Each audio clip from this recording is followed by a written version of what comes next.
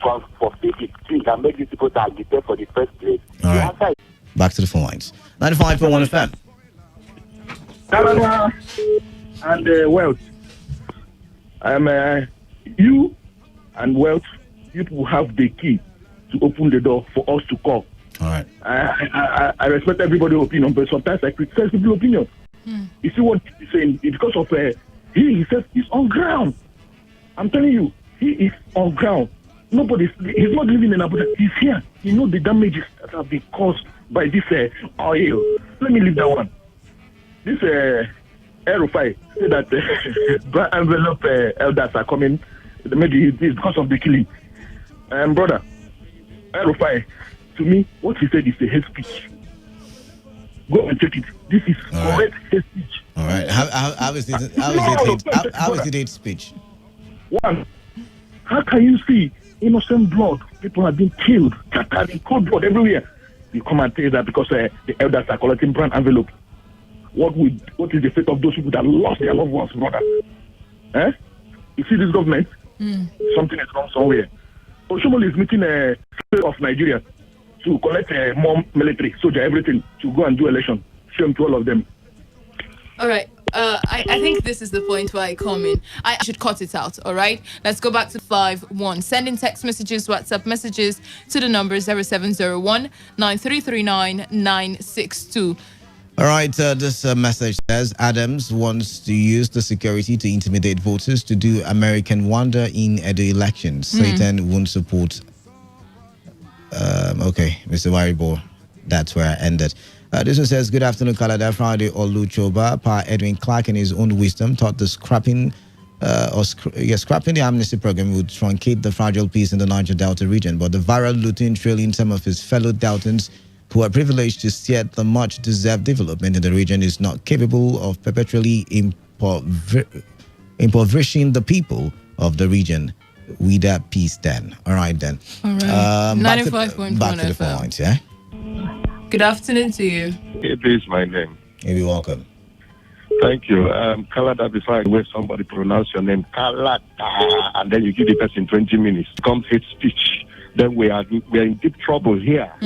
But when a leader comes to the public and starts speaking in such a manner that is not worthy of a leader, and we now begin to defend that leader by using grammar, saying, oh, his figure of speech is this, is that. I don't know what they call hate speech.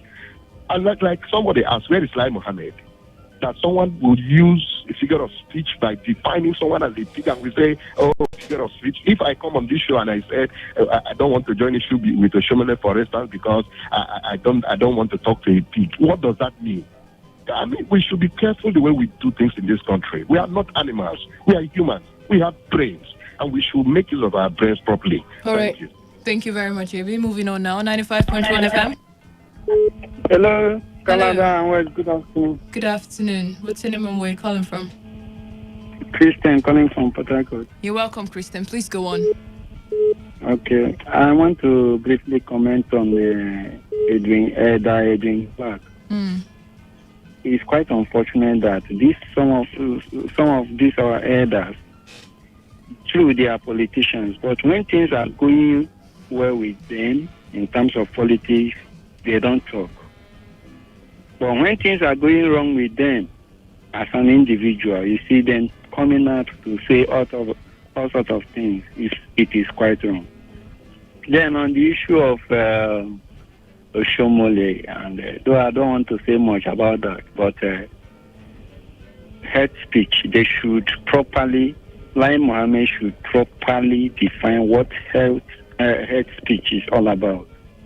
That is my take on that, because you cannot just say you call somebody, if you respond to somebody, it means you are talking to a pig. Directly and indirectly, you are calling the person a pig. We are all educated, by even if we are not educated. All right. Thank you very much. Thank you very much, Dad. Thank you very much. Now, I need to correct something now. Why it is a figure of speech? Let's go back to the headlines. Can we, please? Can we go back to the headlines? It said, where is it now? Yeah. Where is it? You see, the truth of the matter here, right, Kalada, is that whether or not it was an indirect or direct comparison right, there was a comparison likening someone to an inferior, right? So that way, I feel what we should be doing now is telling. Can I read the caption now? The thing is here, telling government officials to be able to define, to be able to know when to draw the line with certain statements. Now, if I respond to PGFDG, it is like fighting a pig. It did not call him a pig. It did not call him a pig in any way. Now, in figure of speech, when you say fighting a pig, it means fighting dirty. It means fighting dirty. I'm being serious. It's a figure of speech. He said fighting a pig, not fighting like a pig. Now, the truth of the matter is whether it is directly, it is like fighting whether a pig. It is directly or indirectly, there is implication to different words, figures of speech, whatever we want to call it, idioms and phrases, right? In the end of the day, if it directly or indirectly tries to make or compare someone, right, to a certain attribute, or engage in a struggle with an opponent that benefits from the struggle even without winning it. That is what it means to fight with a pig. It's English. Can we just move on? All right, it's time for us to go for the news update.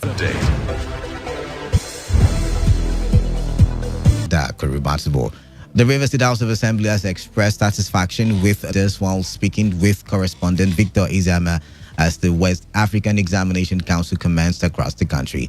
Ayako said the Assembly's oversight on the Ministry of Education indicates that adequate preparations have been made for school pupils to have each free exams.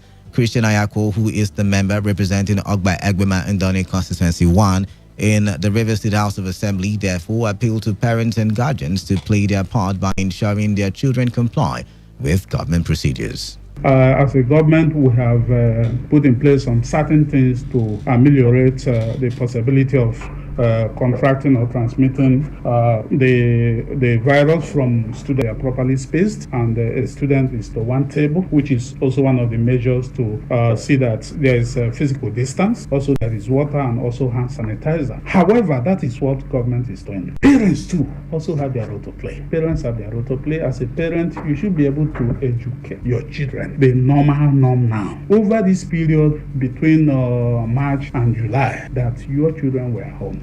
What have you been able to tell them? Have you been able to teach them the simple culture of washing hands? But these days, families leave their responsibility to government. Families leave their responsibility to churches. I'm sure that the students are prepared. They should do their best, and I wish them best of luck.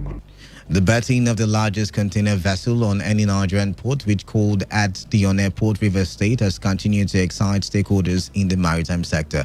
Angus Chukwuka of Admiralty Lawyers, in his reaction to the arrival of the ship, said the berthing of the Mascline Stadel on vessel has made the eastern port come alive. Chukwuka, who commended Nigerian Ports Authority (NPA), meanwhile, Minister of Transportation Rotimi Amechi clarification at a public hearing in Abuja, while response was awarded by the present administration in the Ministry of Transportation, continues its investigations on the project before the loan is granted. Major labor unions in the oil and gas sector have suspended the strike they embarked upon over the non-payment of their salaries. Officials of the Petroleum and Natural Gas Senior Staff Association of Nigeria and the National, who doubles as the Rivers State Secretary of the trade union, salaries, while the integrated payroll and personnel information system would be sorted out in the future. The senior workers are down tools in protest against the non-payment of their salaries for the past 3 months.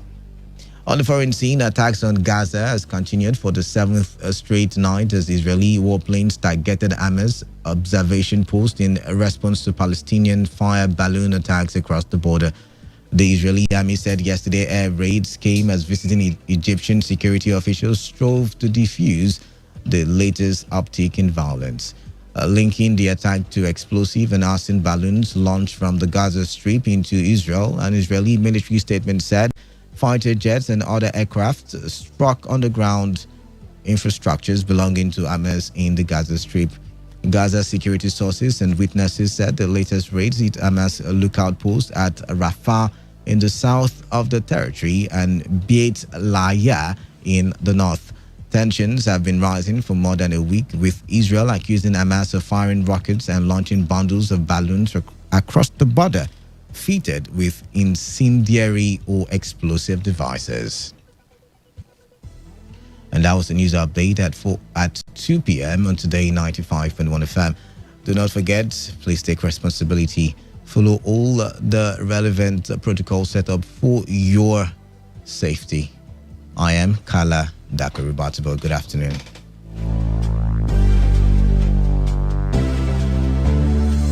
Today's news, today's entertainment, today's sports, today's issues. Today on Today 95. Officer, take. Officer, driving the officer of the law? You can go. They're in order. It is for we hand. If you like, do like say you know. Even Today 95.1 FM.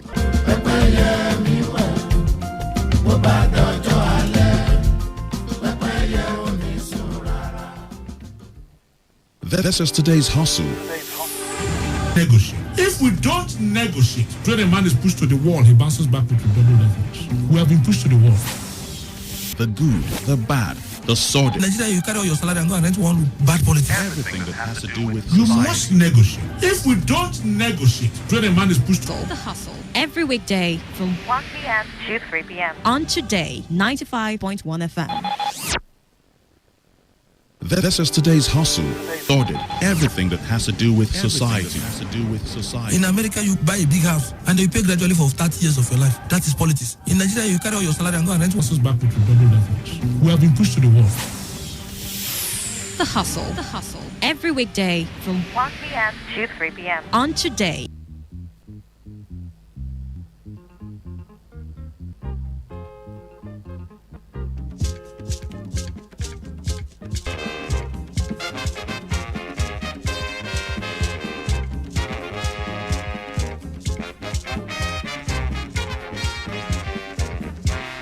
And 5.1 FM. I am Kalada, and with me in the studio is... I am Wealth Wilson, and it's about that time where we get to talk about something far more interesting, right? On the second half of the show, we just single out this particular topic. She confirmed sovereignty clause. And yesterday was in some kind of a seating the minister made was that the whole seating, the whole arrangement was political, and so we thought it wise, to look critically into the matter. Now, the reps came out to say that they had an issue with the sovereignty clause in the loan agreement. They also accused the ministry of signing empty documents even before, the loans were approved and all of that stuff. They talked about that the minister said he's not aware of. And they also accused the ministry of not using local contents in some of the construction works the ministry has undertaken. It was dangerous. The chairman of the House Committee on Treaties, Protocols and Agreements, Nicholas Osai, who stated this in Abuja at the investigative hearing on external loans governed by Chinese laws. That's the number one that we should underline. He said despite the fact that the federal government in 2014 signed an executive who appeared before the committee where the Minister of Transportation, Rotimi Amechi, Minister of Works and National Debt Management Office, Patience Onia, Permanent Secretary, Special Duties in the Ministry of Finance, Aliyu Ahmed, and Director, Legal Services, Gabriel Christopher, both representing the Ministry of Finance, Budget, and National Planning. Osai, in his opening address, stated that the controversial clauses and agreements had been existing before the Muhammadu Buhari-led regime. He also stated that the probe was not about the ruling All Progressives Congress or the People's Democratic Party. He also said the lawmakers' probe was not limited to Chinese loans and commercial contracts. Osai stated, "We would like Nigerians to know that we are not focusing on only Chinese loans. From what we know, Nigeria has over 500 bilateral loan commercial contracts or MDAs." So now that's how the point into being political, because Amechi keeps reiterating that the way the panel is going. That even though we have all of this clause, other thing to waive an immunity in and up properly with these other countries, or properly stated exclusively what assets will be taken. Now, he mentioned the ambitiousness of this particular loan and waive of immunity. He said this laws or this waive of immunity clause is a clear one, and according to them, the obscurity of it, because reference number, all of that, that provides guide what we have in most of the Nigeria-China agreements, where Hong Kong, that is also... Also, what caught my attention was from a previous administration. But if it was from what then will happen when this administration passes by? I think the minister also made certain commercial contracts that the ministry has denied knowledge of. For me, is quite worrying, right? I mean, if you're going to unearth anything, you should come out with certain documents and proof of signatory and contracts. Right? Confrontation between Fabio and the committee that was investigating, the activities of the NDDC, where he said, "See, I have documents." That in that occasion, it was like Fabio that was making allegations, and he said, "I have documents." I mean, if you said the Ministry of Transportation has got $33 billion contract that it is working on or that he signed, show me, because I'm not aware of it. He said, "See, let's be more patriotic." I like the way he put it. He said, in slight response to your speech earlier, I will repeat here that we need to be more patriotic than we are being, Mr. Chairman. I have the right to speak. You invited me.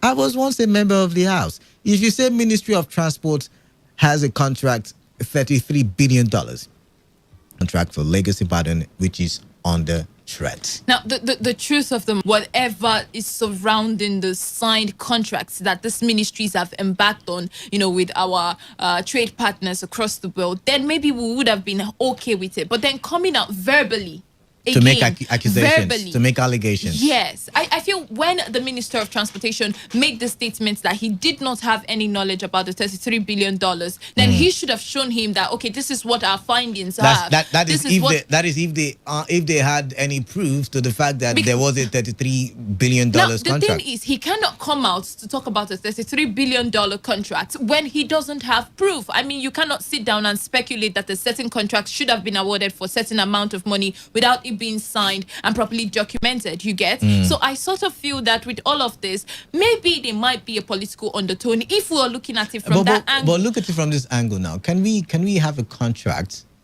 or can we have the government engaging in any project without, first of all, budgeting for it? And can we have a budget without the input of the National Assembly? That's the thing. So how then do we have a $33 billion that 2015, 2014, 2013 budget? Then the problem... Okay, Minister of Transportation, this is what it is. This is the document we have in our possession. It's not a good enough reason for us to leave this probe, because it's getting even more interesting. Certain monies are being called that people cannot account for, or people do not... The current president, because like I would always say, the administration has this anchor, or one of its anchor is, the fight against corruption. And so when you begin to look at it from that angle, and then there are missing contracts. It's talking about now with the Chinese.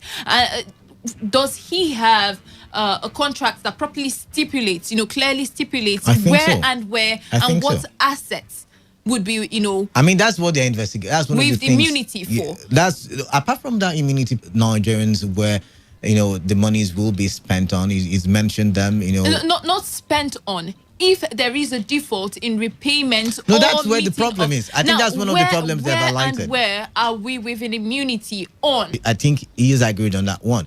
But then again, obscure or no obscure, the debt. We cannot be living on somebody's futuristic prediction, right? Because as we said, nobody predicted for COVID-19, and see what it has done to our economy. Now, what can one tell within the time frame when we're supposed to repay? Right. So the thing is that we cannot live on that futuristic prediction because you feel that it would create some sort of economic or infrastructural avenue for revenue for the country. But we should also look at other viable and other sustainable ways where we can also get revenue, and then we should all put that into perspective. So I feel that's what the Minister of Transportation should do, right? You come out to tell us this is our plan A source of repayment, this is our plan B source of repayment. I think that one is there, but now the only problem is, you see, if we don't pay, this is what will be taken away by the Chinese government. Well, even I need to explain, even when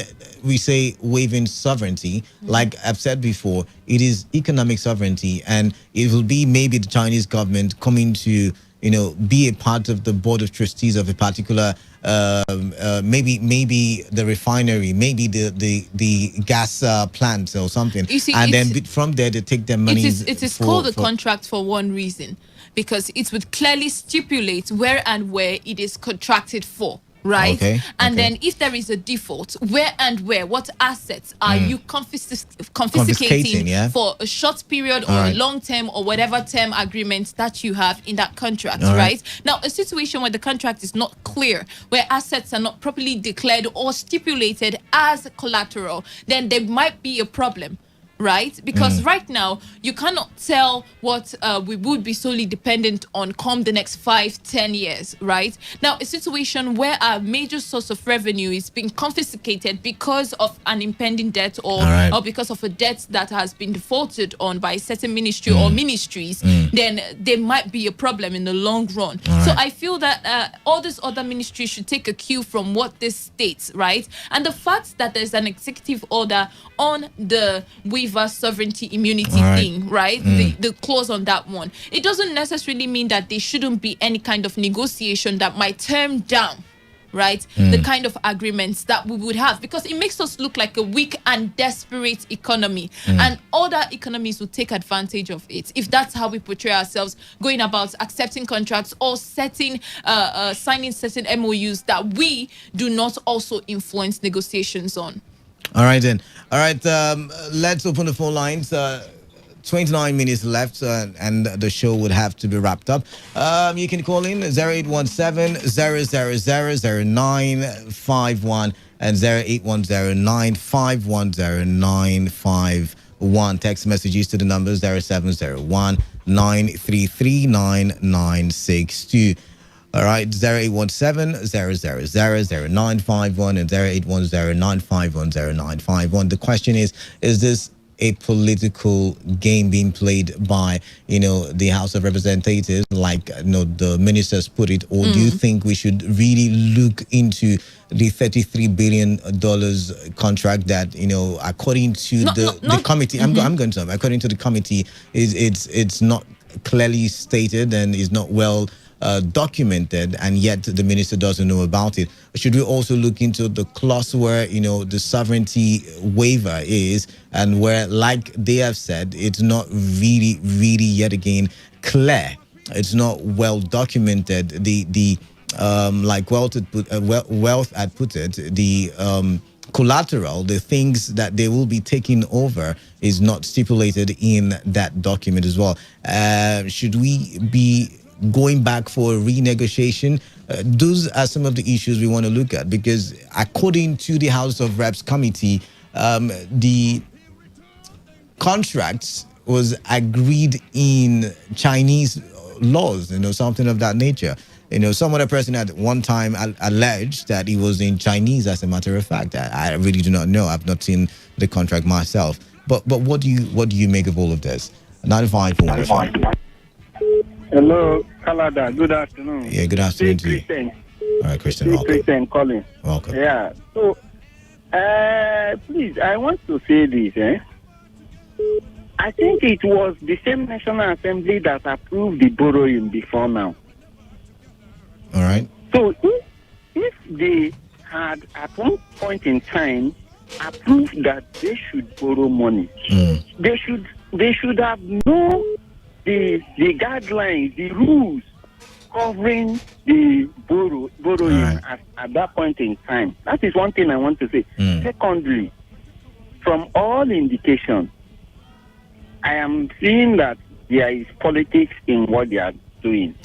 Because something should move the National Assembly at this point in time to say, let's investigate, or let's do what concerning the borrowing, transportation ministry borrowing from Chinese.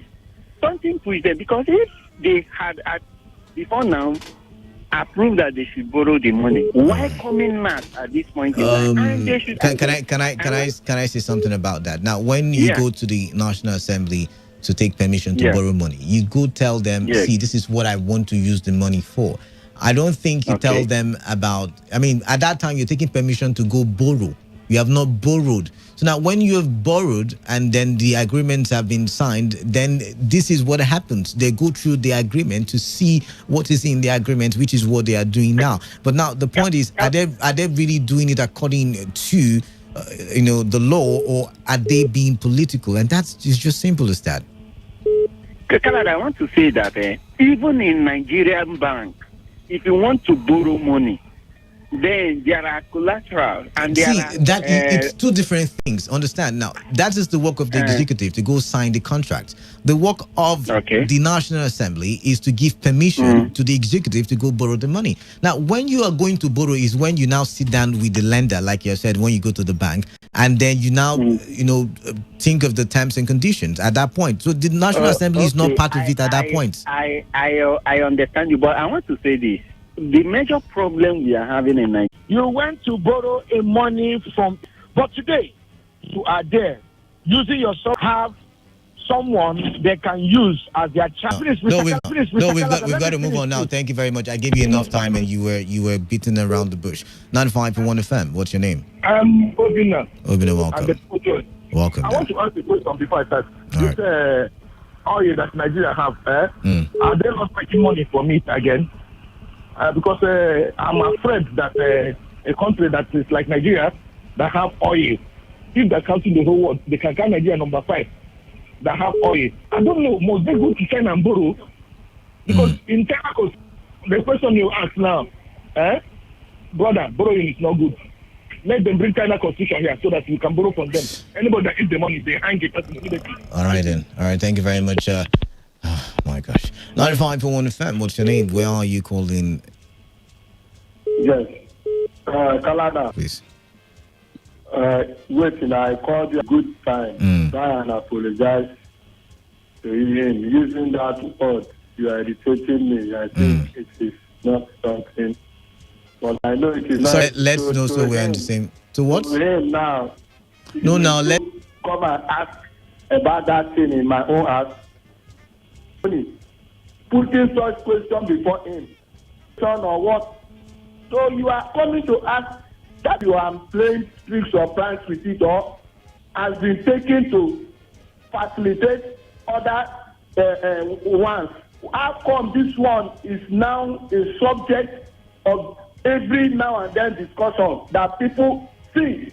We should first know that when a country or a state or a local government is taking loan, it is the country or the local government that is taking the loan. Forget these policies and allow things to work the way it ought to be. All right, thank you, Pastor Zaya, for calling in. Moving on now. Keep your calls coming in. Let's go to the text message portal, and this one says, "Allow people to use politics and hatred to lose their good things to come into them." By House Reps Committee is inconsequential and politically motivated, targeted at rubbishing the reputation of the transportation minister. And why should the President of Passenger? All right, Canada Friday Olu again. You now see why the minister was kind of irritated in his response to the $33 billion contract. The truth is, the Nigeria political elites wants to dredging up debts where none existed. The House of Reps Committee ought to have done its background check before inviting the transportation minister. Anyway, any which ways, I am looking forward to the last of this so-called probe. All right. This one says, straight to the point, please. Yeah, and lady, where? Straight to the point, please. So all those things those people are doing is pure political. Political in the sense that I once told you people that national House of Rep has been hijacked by the man Tinubu through his boys, like the Agbaja No. First of all, that's an allegation that you cannot prove. So yeah, where are you going with that? Now you see, let me tell you, these men, they are looking up to 223, and whereby any person they just look at his face and his popularity to become either the president or the vice president, they will just summon him for a probe, like they did with Akpado. Akpado stood on that floor of the house when they were probing. He said he should be on record that he's not coming out for presidency. So are you saying that we should not know what what is the agreement, the terms and conditions of the loans? Are you saying we shouldn't know if there are discrepancies in any financial records in any ministry? Are you saying we should not know because you feel it is aimed at 2023? Is that what you're saying? Make me understand now, please. Canada, looking at it to tell you that it is political.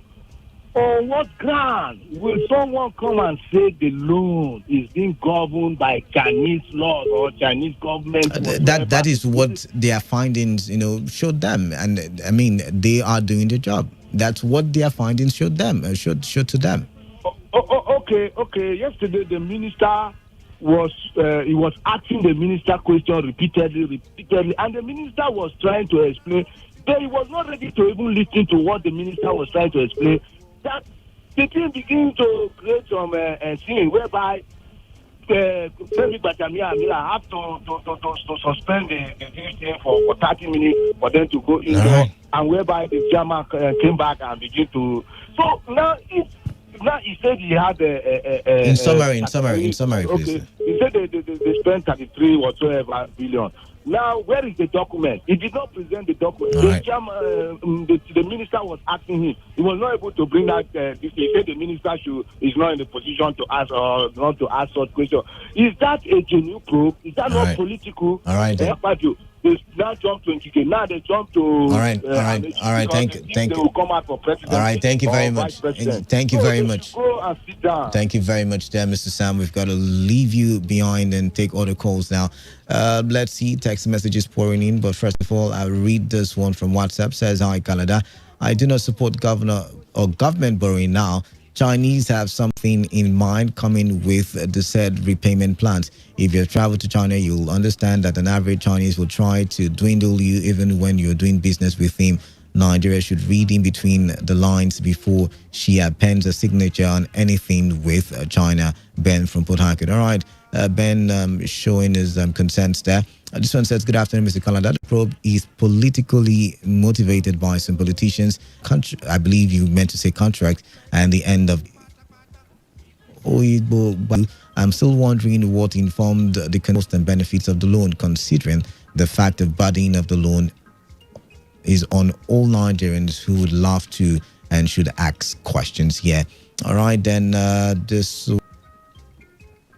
House of Representatives done the gecko. All right, then this one says they are truly frustrating the country. All right, now to the text message. People who think that they have good things of representative members, and if it is so, they should sit down and listen to one another. All right. Because anything that you do today is for the country. Where are you calling in from? Good afternoon, Canada. Yeah, good afternoon. I the committee on the commander for group. You understand?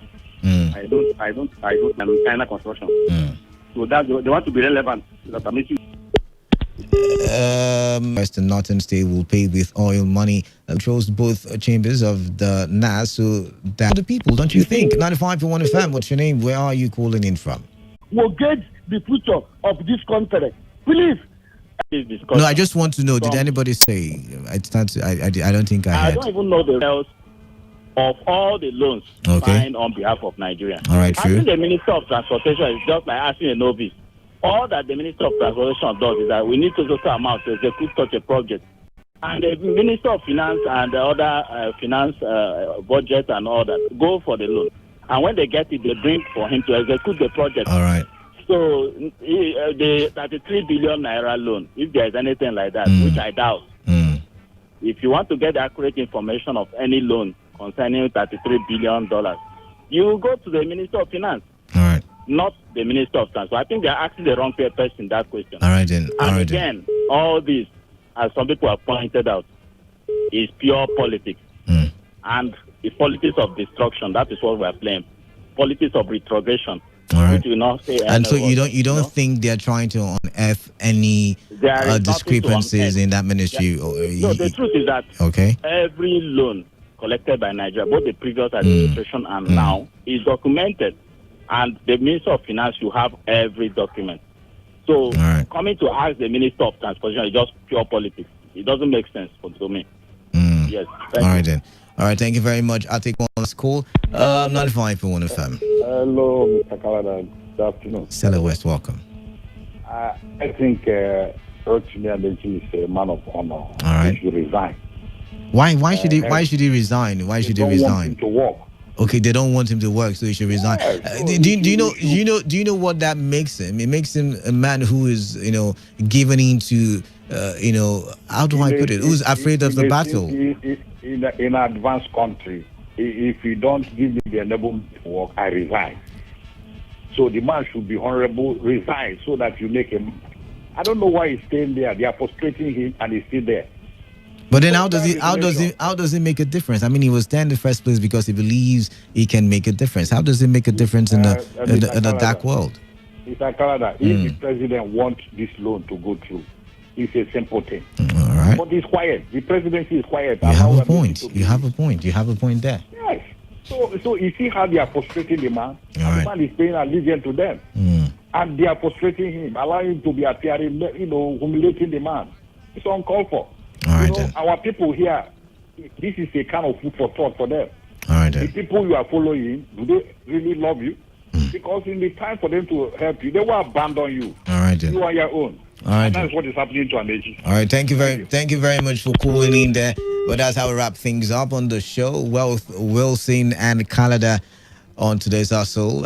For now, we will leave you in the able hands of the sports crew as they bring you today's sports live. Stay tuned to Today 95.1 FM.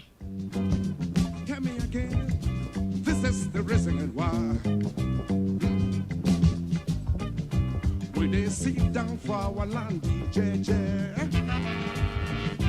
We they sit down for our land, JJ. We they mind our business, JJ. Some people come from far away land. Them fight us and take our land. They take our people and spoil our towns. Now since then trouble start, yo. Now since then trouble start, yo. Radio has never been this good. Today, 95.1 FM, Port Harcourt. Port Harcourt, are you ready? Today, 95.1 FM, the voice of the people. What a goal! Hangs it up for Ronaldo. Oh my God! Experience the glorious goals rush. The heated verbal jabs and even moments of madness. Experience the sensational swings, strokes and shots, the moments of victory and despair. Experience lights out on a majestic night in Singapore and a whole lot more. On your premium talk news and sports radio station. Today, 95.1 FM, Port Harcourt. Listen to Sports Attack every weekday from 7:30 a.m. and today's Sports Live after the news update at 3 p.m. Stay tuned on Saturdays and Sundays for a bumper edition of today's Sports Live from 1 to 6 p.m. Experience sports in its entirety on your premium talk news and sports radio station. Today, 95.1 FM, Port Harcourt. Hello, my name is Kanu Wanko, aka Papilo. For the latest and trending sports stories, always listen to Today Sports Live on Today 95.1 FM Port Harcourt. When I reach Poland, they call me Odogu. And as I enter the town, I put them for Odogu. And nobody can stop you. So we dey fly past over any obstacle. Odogu. Say now they draw the map, Odogu. You are looking at the champion. Odogu. Why the guest with the person with the cash? Odogu. Aje, kekele. Odogu. Aje, kekele. Odogu. Aje, kekele. I love this song. champion. Ema no dogwa dem fine boy, odogwa da gba boy boy. Uyo dogwa da gba cover shoe go jabo koi koi. Odogwu chije somewhere, owalo convoy. Ibo odogwa bro beast one day, Jono moy moy. Odogwu no ne lockdown, oburo quarantine. Odogwu na me love rinne, Jono Valentine. Odogwu abono guy ne kama bro Mr. Raw. Odogwu bu obono, he mix okro, he go draw. If they want spray you money, up at 1,000. A very good afternoon to you all out there. Welcome to yet another exciting Niger football edition of today's Sports Live. The show is reaching you from the studios of a premium news talk and sports radio station. Today, 95.1 FM right here in the Garden City of Port Harcourt. The Mecca Dena is my name. The Superman, Wisdom Obinna is here for this one. Superman, good afternoon to you. Welcome to the show. Good afternoon to you, Emeka. Good afternoon to you listening. It's always a pleasure to be here on Tuesdays because we get to pay attention to our own, talking about Nigerian football. A lot happening, especially when it comes to our league, our football players all over. Emeka, it's great to be here. Another fine afternoon to talk football. All right. On Tuesdays, we usually talk about Nigerian football on this show, but today will be a bit different because it's a big night of Champions League football out there in Europe. Of course, RB Leipzig will be trading tackles with those French giants PSG, so we'll be looking ahead to that encounter as well, and we'll also look back at what happened last night. Inter Milan demolished Shakhtar Donetsk to book a place in the final of the Europa League. Our own Victor Moses was in action as well in that encounter, so we'll talk about that fixture as we look at Nigerian football. Tidbits around the football scene here in the country will be on the plate this afternoon. We'll be talking transfers because yesterday we broke the news to you and it's confirmed right now. John Obi Mikel is a player of Stoke City. He has signed a year's contract and he wants to instill a winning mentality to the porters. Plus other Nigerians on the move. We hear the likes of Afiza Remu and Jamilu Collins, Super Eagles defender, could also be on the move. NFF President Amaju Pinnick, he seems to have given Rivers United a little hope in their quest to play in the CAF Champions League next season. We'll hear from Pinnick and the general manager of the Rivers United side, Okekpaluku, on the show this afternoon regarding the latest on the PPG and its effects. As a matter of fact, like I said earlier, the Champions League is also on the menu. Yes, RB Leipzig take on PSG. That match we'll be previewing it this afternoon on the show, and of course later we'll be throwing the phone lines wide open to you for you to have your say on the show because the program is very interactive and you can be part of it using various feedback platforms. But in the meantime, you can start sending your messages via text or WhatsApp to 070-1933-9962 070-1933-9962 for your texts as well as your WhatsApp messages sent to that number. On Twitter, we are Today FM 951 at Today FM 951. That's the station's handle. Superman is there. His handle is at Wisdom_OB. At Wisdom_OB. O for orange, B for banana. And later, we'll throw the phone lines wide open for you to have your say. Safe to say that we'll hand the microphone over to you in due time. Don't go anywhere. The show will be right back after this timeout. No matter the stage, there's still room for greatness. No matter the stage, there's a bit of greatness in every man. There's power to rise, there's power to conquer, there's power inside, there's a gift of power in every man. Be the greatest that we can be. All right, let's get the show underway this afternoon, and let's let you know that the ongoing restriction on travels has forced the Confederation of African Football, CAF, to postpone the first leg World Cup Under-20 qualifying round of matches in the continent. Invariably, the much-awaited first leg tie between Nigeria and Burkina Faso fixed for the 3rd to 5th of September 2020, and with the return leg scheduled for the 10th to 12th September, will not hold. The match should have been a return to international football.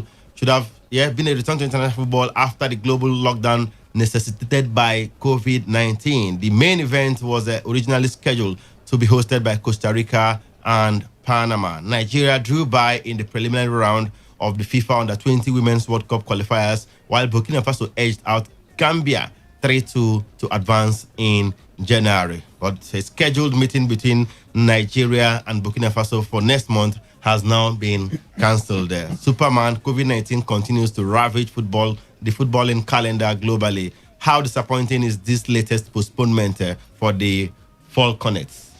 Well, Emeka, not just youth football, but football and sports in its entirety has suffered from the pandemic. And it's not really a surprise that they've decided to actually postpone this one. Now, these games were supposed to take place in September. As we speak, this news broke out yesterday. Today is August 18th. How many days would you have to, how long would it take for players to gather? And how many countries have even lifted restrictions on international flights? Exactly. So, and even the flights too. You know, here in Nigeria, we're not even allowed to play street football. That was what we were told by NFF president, as at when football was suspended. Now, if you've not been able to gather these young stars, and we know synergy is one thing that works, in youth football. If you've not been able to do it for months, you can't do it in 1 month or in 3 weeks or in 2 weeks. NFF, so they were hoping to get a waiver from the authorities to assemble the girls in camp, see how they can prepare for this qualifier. But now that will no longer be the case because the qualifier itself has been shifted. It's a good thing that it's been postponed, Emeka. I don't think the ladies would have been ready. I just think it would have been something that... maybe not for Nigeria because of the talents we have in the sport, but for even the other countries that will be coming up against the Burkina Fasos and the others. I mean, it might even be that they wouldn't be well prepared for this one because of the fact that a lot of players have been rusty. You don't even get an opportunity to train behind your own, maybe with other people around your street. It's not advisable now. I mean, from the NFF, albeit that some people still train, behind their backyards and what have you. So I think it's a good one. Let's hope that sometime in 2021 we might actually get to execute some of these games. Well, let's hope and see how that one eventually pans out. Remember, the Super Eagles are supposed to play a couple of friendly matches next month. Yes, but still they are yet to even find an opponent as it were. They are yet to get opponents for those friendlies. They haven't equally settled for a training camp yet. We are here in Austria, we are here in Portugal. We just waited for the latest on the Super Eagles as well regarding playing international football. Again, the last time they played international football, I think that was in November last year in the 2021 AFCON qualifiers against Lesotho and the Benin Republic earlier in Uyo. Let's go to the market. Nigerian players are on the move. While the European counterparts are moving, the Nigerian players are not left behind. Now, we hear that Nigerian midfielder Afiz Aremu is expected to complete his move to German Bundesliga 2 side St. Pauli this week, barring any last-minute hitch. Afiz's contract, current deal with the Norwegian club IK Start has lapsed, and talks over a new deal have stalled. The 20-year-old underwent his medical at the club yesterday and is expected to sign a 2-year contract at the German side. It was also gathered. The former Sunshine Stars and Aqua United player joined IK Start from Ghanaian club Interallies in 2018 and made 65 appearances, scoring 5 goals. Aremu on the move from Norway to a second division side in Germany. Your thoughts on that one, Superman? Emeka, in Germany, yes. Really? Because the Norwegian league, they are not even up to the level in terms of... okay, what you're saying is that division in Germany is more competitive than the top flight in Norway. Very true, Emeka. And yes, they do get to send representatives the Europa League and maybe the Rosenborg. They play through the qualifiers and all that before and they manage get to to the make main through, draw. if they get through. But definitely, for sure that if you're in St. Pauli, you have an opportunity to even move up to the main German Bundesliga. If you gain promotion. Exactly, and he's a youngster, make a box-to-box midfielder. We can't forget him in the under-20s. Yes, he's been with Rivers United at some point, Sunshine Stars, and he knows Nigerian league through and through. And he's still 20. But he's still 20. Yes. And with that age on your side, you definitely can go on to do big things. And what a way to do it. He's been with IK Start for a while, and he's done well for the team, in terms of his contributions now in the field of play.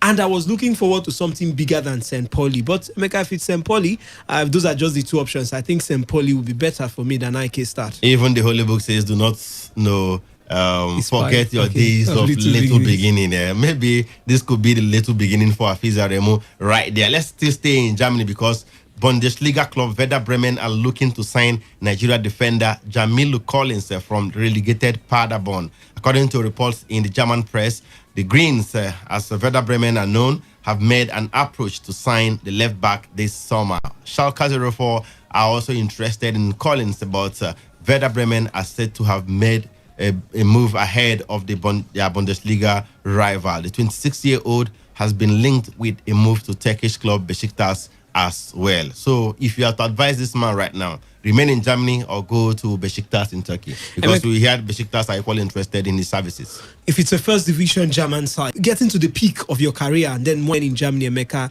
he has quality football too, playing regularly like he was doing football. If he doesn't play regularly, it will affect his chances of playing in the Super Eagles. His position is even under scrutiny as to speak right now. Well, Emeka, that's a big question. If he's going to be getting regular playing time. But let's not forget, Jamilu Collins was a regular starter for Paderborn. They got relegated, yes. Yes, even if they got relegated, but he was a regular player. And we've seen regular players, even in the current transfer window, who are being signed up because of their performance for the team.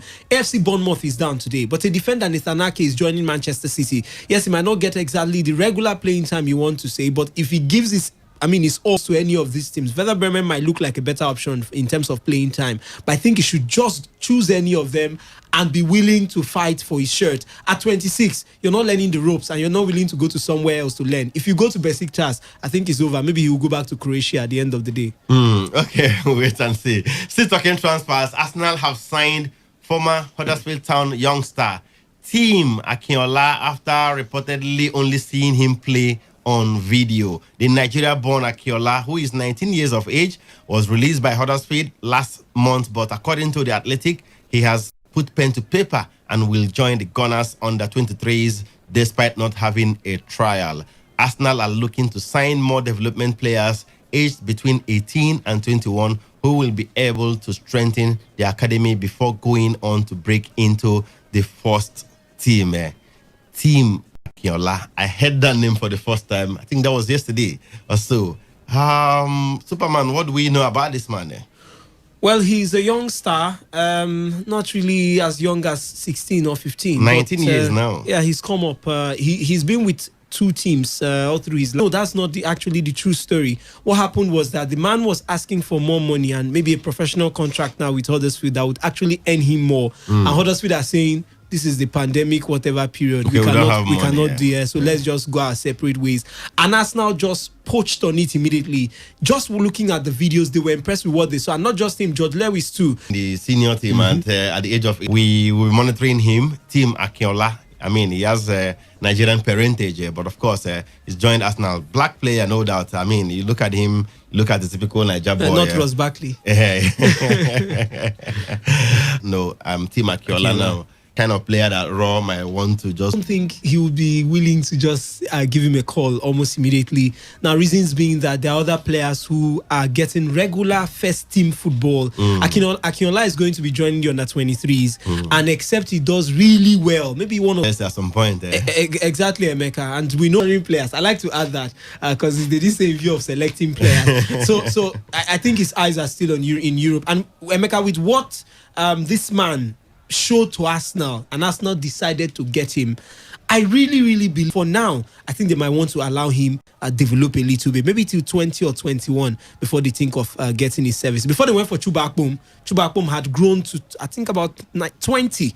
Then he was then getting Arsenal, he was getting a regular 1 or 2 minutes for Arsenal, albeit that he could not cement his place. He was always going on loan. And when he was doing well, Emeka, to a point, we came for him. He said he was not interested. Now he's begging now nobody wants to look his way. He now announced that he switched his allegiance. But let's see how it pans out, Emeka. I think if this man does really well, there are a lot of players in his position. That's a problem. But if he does well enough, I mean, we are very open here in Nigeria in terms of these guys abroad. All right, to the big one. Former Super Eagles captain John Obi Mikel says he wants to bring a winning mentality at his new club, Stoke City. The former Chelsea midfielder joined Stoke yesterday on a 1-year deal.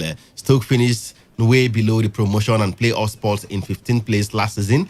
And Mikel, who has experience in the second tier, having spent a brief spell with Middlesbrough in 2019, believes it will be his responsibility to bring that winning mentality that gets the club back to contending for the biggest prizes once again. 49 Premier League appearances and won the Champions League, Europa League, 2 Premier League titles, 3 FA Cup, and of course the League Cup during his time with the London club. Let's hear from Mikel. It's good when when you come into a football club with having won so much in the game. That the players can look up to you and say, okay, I want to listen to this player, and how can I help them, during difficult times, I'm really looking forward to that, and hopefully I can bring that winning mentality to this team. We can, there is always a way to win a game, and we need to find that way, win. All right, you heard from Mikel Obi right there. He wants to help Stoke City win. They didn't got relegated, even signed our own Ugeneka Retebo, who is on loan at Getafe out there in Spain. Now they've gotten a very... You're not just buying a player. You're buying experience. You're buying a man who has seen it at the biggest of stages in world football. Now, you look at the fact and help them in difficult moments. Exactly. He's a Syrian winner. He's won the Nations Cup. He's a 3-time bronze medalist. Finishing third in Nations Cup. He's won the Champions League. He's won the English Premier League. He's won the FA Cup. He's been in the Europa League as well. Three leagues in Europe, one in China. Emeka, this is a bag of experience. And one thing is that Mikel is not as bad as for a Stoke level now. Mikel is not bad. He's a good, he's a really good addition. Because Middlesbrough celebrated this man. Chaps on Sport, Emeka, as we speak, are blaming the management that the reason why they lost the league to Azubike Okechukwu's club was Istanbul Besiktas was because of the fact that he allowed Mikel Obi to leave the team. It means this man brings a lot to the table, at least for teams like Stoke. I think it's a very, very huge addition for the side. All right, a huge addition for the side. But it's not going to be scoring goals for them. No. Maybe impacting the younger players, telling them how to get out of difficulties. He's been in that kind of situation severally at Chelsea and other clubs. Well, Emeka, his midfield addition is something we should also add. I think that's one path where people look down on him. Mikel defensively is very good. If you think I'm lying, go back and watch the Chelsea winning season of the Champions League. Now, the season where they won the Champions League, including that final against Bayern Munich, Mikel was the man in terms of the defense, even when the other defenders were even going forward. In the midfield. Mikel too added a lot. No, he added a lot defensively, Emeka, on that particular day when they needed it the most. I think Mikel is a good addition too on that part. And as you also added, I think it would be a good one for the team, even in terms of inspiration. You look at those big games, and Mikel has seen it. Well, why are you tensed? This is just Derby County. I have played against Bayern Munich. I have played against Real Madrid. I've played against Manchester City and Manchester United. You definitely want to have that in your... But Emeka, I'm actually not too pleased. I heard West Brom were interested in Mikel. I don't know the reasons. Maybe they were... In Europe, how about back home here? The players are equally moving. The Enyimba's of this world, Rivers United, Aqua United, Kabiru Dogo could leave Sunshine Stars and be there on a special program. Maybe next week, Tuesday, we'll focus on the transfers of Nigerian players in the MPFL. All right, so don't get it twisted.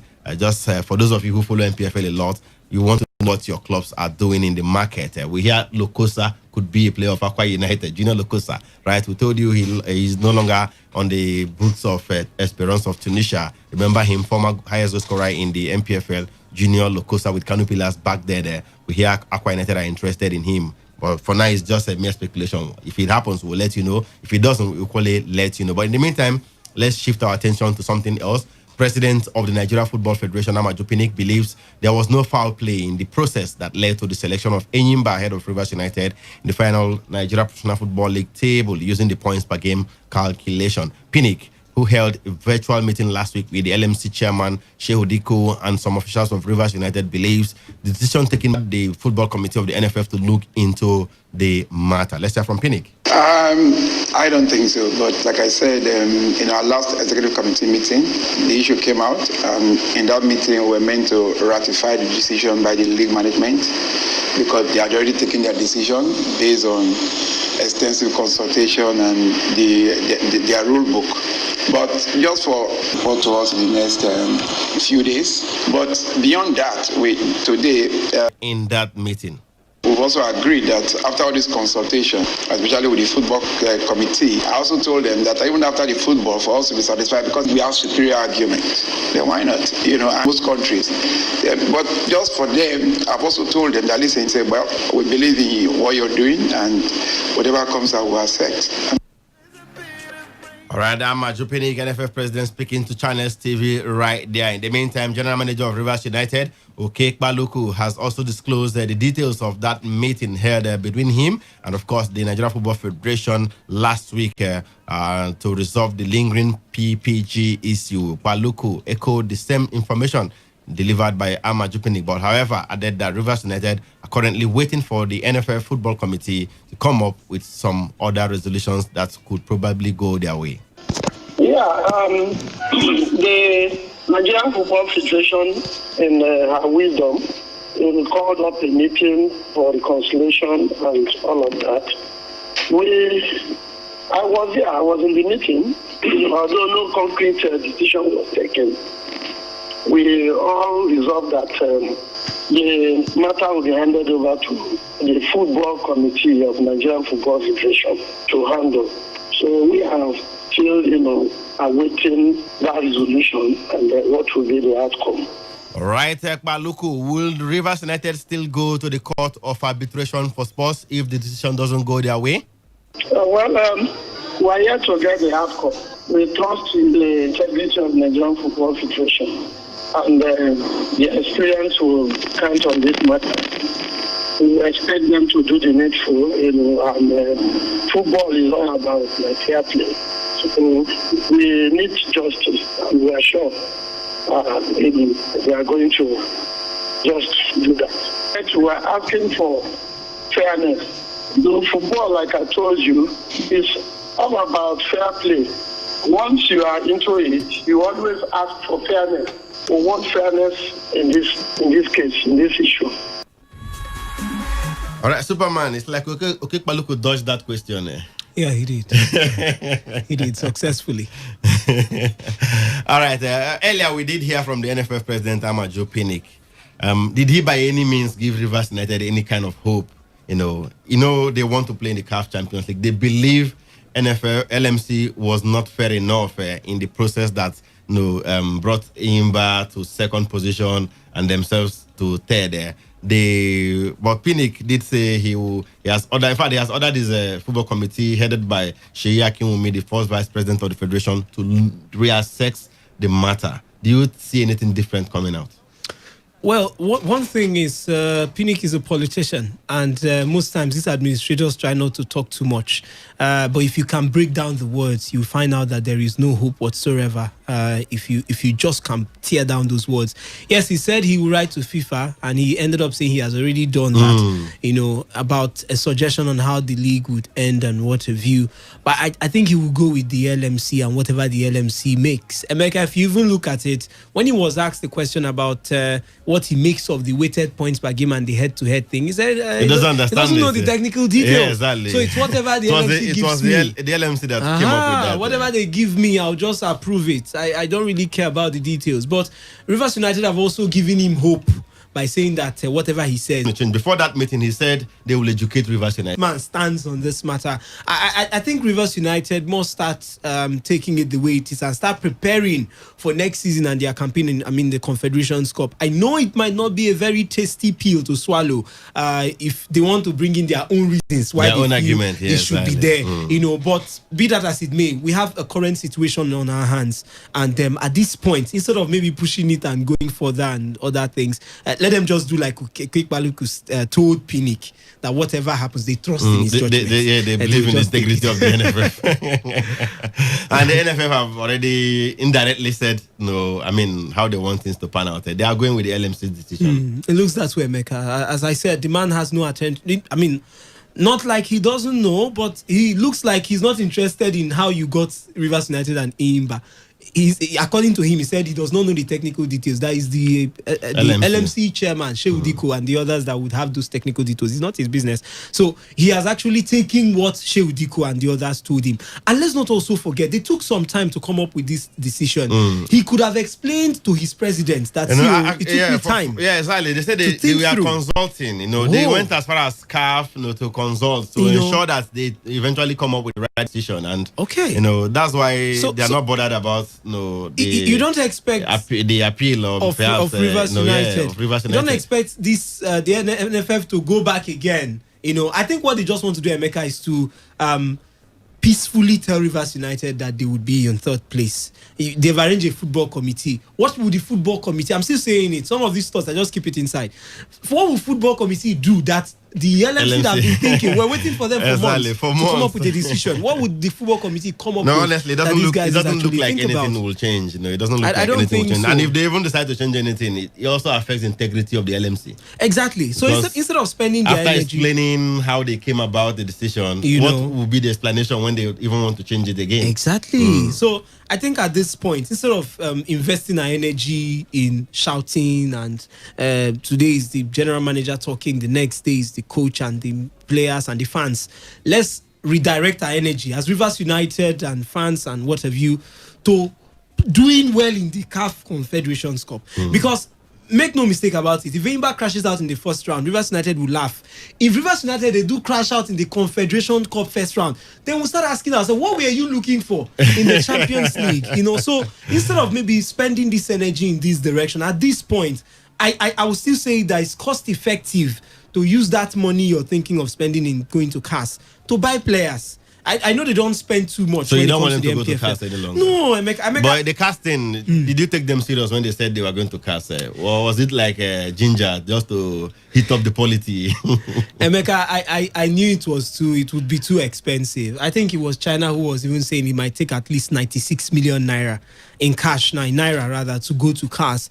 If you look at that, Samson Siasia for close to a year now is looking for money to go to file his case in CAS. And you know how much? And he's been given a date of October, and he's still not ready financially to go file that appeal. And you know how we struggle here to even secure money to prosecute games. Talk more of going for a legal battle that we can actually accept where we are. And one thing too we must carry or have at the back of our minds is the fact that Enyimba are going to the Champions League, because fans just hear Champions League and they're angry. It doesn't mean Enyimba might probably remain in that Champions League. Enyimba most times will go to the Champions League and even County Players and they'll crash out to come down to the Confederations Cup. That was what happened this season. Exactly. As a matter of fact, they started in the Champions League. Very true. Got knocked out by Al Hilal of Sudan. Then they came down to the CAF Confederation Cup. Good, even if it gives them a good footing anyway. But we know for sure that it's not a guarantee that you're going to get to the group stages. And if you don't get to the group stages, played in the Champions League this season. Who remembers? They were knocked out in the very first round by Ashanti Kotoko of Ghana. Okay. And if you don't get to the money spinning stages of the competition, you didn't go there to do anything. You would have succeeded in wasting all your money. Because we look back at our performance on the continent after the Enyimba finishing in semi-final the last time, Heartland getting to the final in 2016 or thereabouts. It's 2003, 2005, the last time we tasted glory on the continent. So most times it's about the money. I don't want to waste 96 million naira at the end. You don't get back that same money from the same continent you're fighting for. All right, let's go to the phone lines right now to hear from you guys out there. If you are to advise Rivers United, I was talking about Heartland when they got to the final, not 2016. Okay, if you are to advise Rivers United at this point, having heard from the NFF president Amajo Pinnick, should they still go ahead to the Court of Arbitration to challenge the decision of the LMC to use PPG and place them third on the MPFL table, which means they will now play in the CAF Confederation Cup instead of the CAF Champions League, which they believe they would in the championship in England there. At his age, 33, he says he wants to help them, bring a winning mentality to the club. What do you make of that move? Perhaps the other players we did talk about years of age. He's going to the Arsenal under 23. We also talked about Jamilu Collins, wanted by Werder Bremen out there in Bundesliga. Remember his former club, or should I say his club, Paderborn, got relegated. But of course, he doesn't want to go down with them. 0817 080000951. That's the first number. The other one is 0810-9510-951. Let's get to hear from you on the show this afternoon. Hello. Hello, Mr. Emeka. Good afternoon. Good afternoon to you. Welcome to today's Sports Live. Tell us your name and the location. My name is Udrak. I'm calling from Port Harcourt. Is it the Shadrach Amadi that we know or another Shadrach? Udrak. Okay, Udrak. Good to have you on the show. Talk to us, my brother. Yeah, let me start with the Rivers United issue. All right, be fast about it. Yeah, there is no need them wasting almost 96 million going to cash, and at the end of the day, you get knockout in the group stage. Why not invest that money in the welfare of the players, pay the players, training camp, and all that things, and make the players play well for the club? We apologies that do want to call us back. If you can, let's get to hear from you. Alternatively, you send us messages via text or WhatsApp to 070-1933-9962. Yes, that's the number for the text and WhatsApp messages. We have on the line veteran sports journalist who has now ventured into politics. The one and only Cyril Dumwite. Or guy at the top. Your boys are loyal. Your boys are loyal, sir. I want to be as brief as possible. And of course, I'm just trying to re-echo the statement of the Honorable Commissioner of Sport here in Rivers State. Okay. And he said, whatever is the decision of the Nigerian Football Federation, that he was ready to abide by it. He will not go to CAS, eh? That is their own interpretation. That is the major statement to interpret. Definitely. Thank you very much. Thank you so much. All right. Of course, the Superman, you know, if the commissioner talks, then the general manager shouldn't be saying anything different, right? Exactly, Emeka. And I'm sure the commissioner has used his tongue to count his teeth first before making that decision. Because, you know, now here's this one, you know, just pretend as if you didn't hear it. There is also planned, you know, by the NFF to bring the Super Eagles to Port Harcourt. They are rehabilitating the Adokia Mesimaka Sports Stadium. If you begin to fight the NFF now, you will not get that opportunity again. All right. Back to the phone line. Sorry we lost that one. Hello. Good afternoon, Emeka. Good afternoon to you, Simon. Let's hear you. Thank you. Let me start from John Mikel Chekubo, my brother. All right. Go ahead. On his new club, I know that he's going to do well here. Mm. And for Rivers United, whether they will knock them out at the group stage or not, that one is not even the case. The case is that even the case that they are filing, if you spend that 96 million or so, you are not even sure whether you are going to win the case at the end of the day.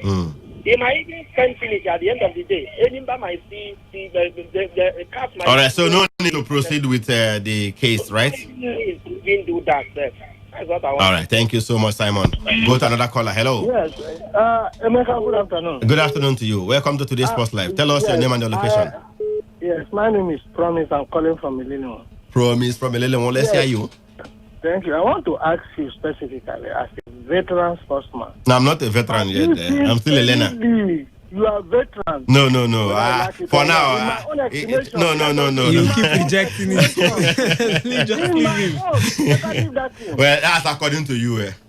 Yes, that's why I say in my own. Go ahead with your question. Now, I want to ask you, have you ever seen any league in this world where a team will get 5 outstanding matches? Is that not advanced match fixing? No, it was even 6 outstanding matches at some point. It was even 6 outstanding matches at some point. I mean, our situation is peculiar but here. Promise, they are not the ones who handed them. It's not their fault. It's not their fault. They didn't choose to have outstanding matches. Have you had that in England? No, the calendar in Europe is different from what we operate here. It's quite different. You hardly have up to a team having up to 3 outstanding matches in England. Yeah. What is happening now should serve as a deterrent. Anybody did not register only 11 players. There are more than 30. So giving them that. No, but when you're playing, you know, the league is it's also as good as the continental games. You don't play league football with your second team, so to say. Let them continue doing like this. Thank you. Thank you so much for your thoughts. Hello. Hello, welcome to today's Sports Live. Thank you. Good afternoon. I'm Taylor West. Taylor West, good to have you on the show. Talk to us. If it's not the monetary aspect, as of Roger will test that law. Let us go to cash. Because our Nigerian league management, they are not competent at all. And if you watch the chairman of NFL, you see the way he wash off his hands. He does not want to be indicted. He say whatever they said, But I thought that the chairman of NFL supersede the Nigerian league management company. He should be the final authority. So if they are not getting it right, yes, then he's the head there. He's supposed to know what they are doing there. He cannot just concur anything they bring for him. Okay. It's all right. Thank you so much, Estelle West, for your thoughts on the show this afternoon. Let's shift our attention to Europe.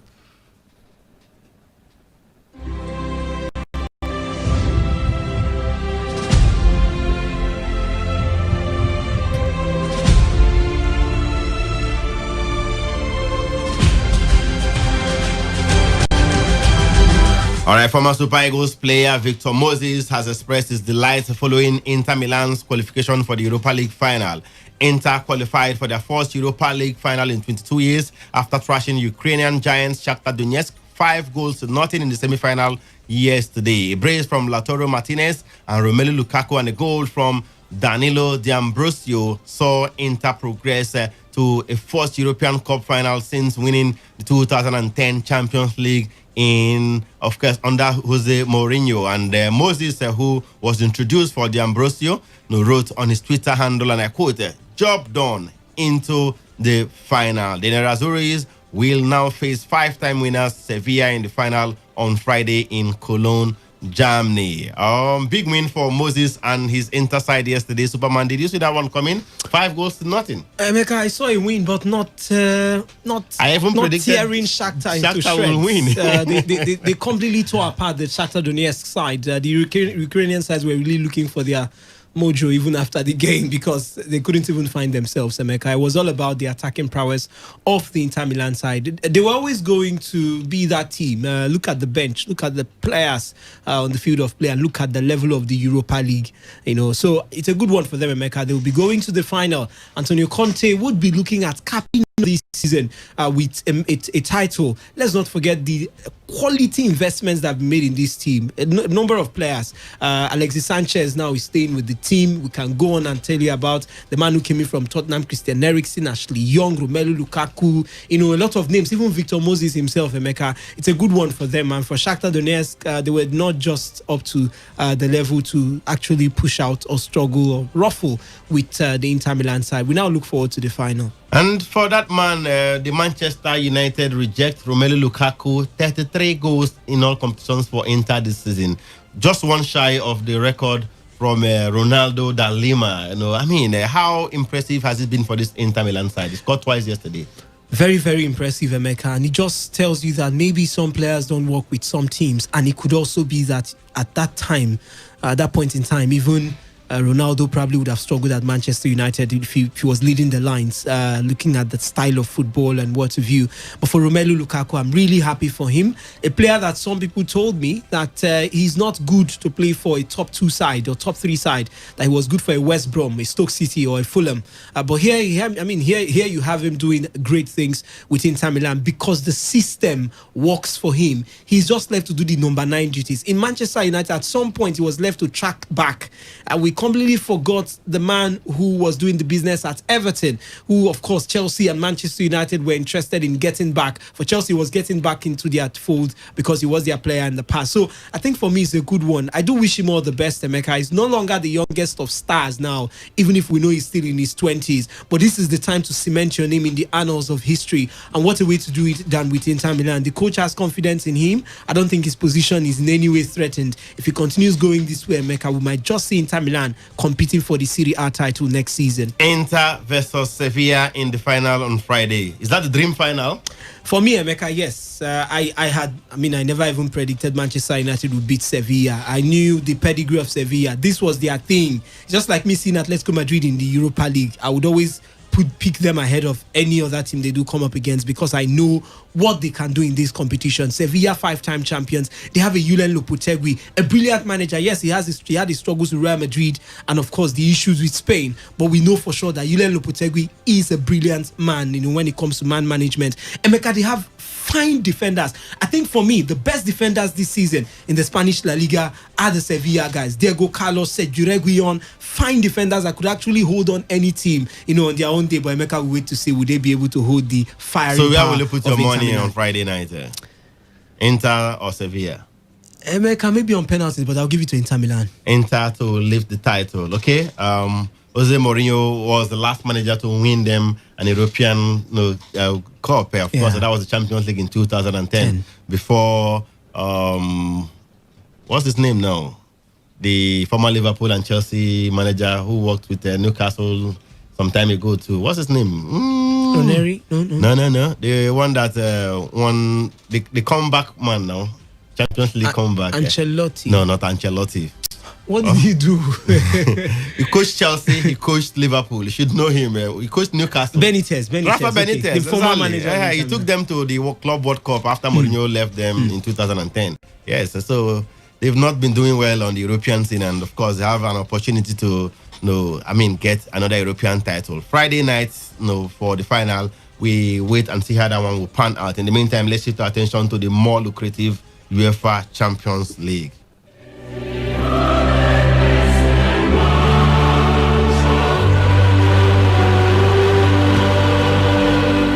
All right, Kylian Mbappe is fit to start for Paris Saint-Germain against RB Leipzig in tonight's Champions League semi-final in Lisbon. That's according to the coach of PSG, Thomas Tuchel.